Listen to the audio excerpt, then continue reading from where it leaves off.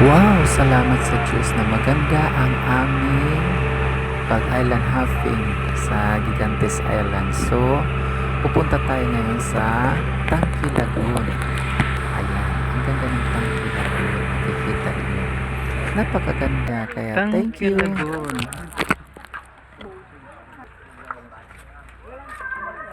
Nung nagpunta kami dyan, medyo mapapansin nyo low tide.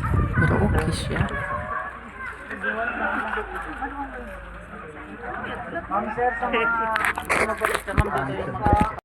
The view of Tangki Lagoon. Ayan, beauty talaga siya. Oh, ayan, oh, pwede ka dyan maligo. Kaso nga lang, may time kasi kami, kaya hindi na kami naligo. Hanggang picture-picture na lang dyan. Yung iba, naligo talaga yung mga kasamahan ko. Okay, thank you. Hello guys, ito naman yung mini Boracay Island sa Gigantes Island. Ayan. Ito yun oh, pag nakikita oh, ayan oh, may ano, may courting, ano dyan, monkey, unggoy. Ayan oh, makikita nyo. Ayan, galing.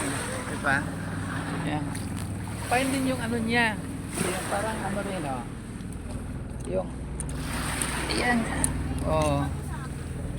Find din yung ano niya. Ayan. Kaya tinawag ito rito na mini Boracay. Kasi ayan, makikita mo doon oh. Ganda ng view. Yan. Yan, magandang view. Yan. Tapos, ano lang ang ano dito? Pagpasok dito, ano, donasyon lang. Pero kasali to sa island hopping, ha? Oo. Okay, thank you, salamaters. So, dito kami ni Ate Misa.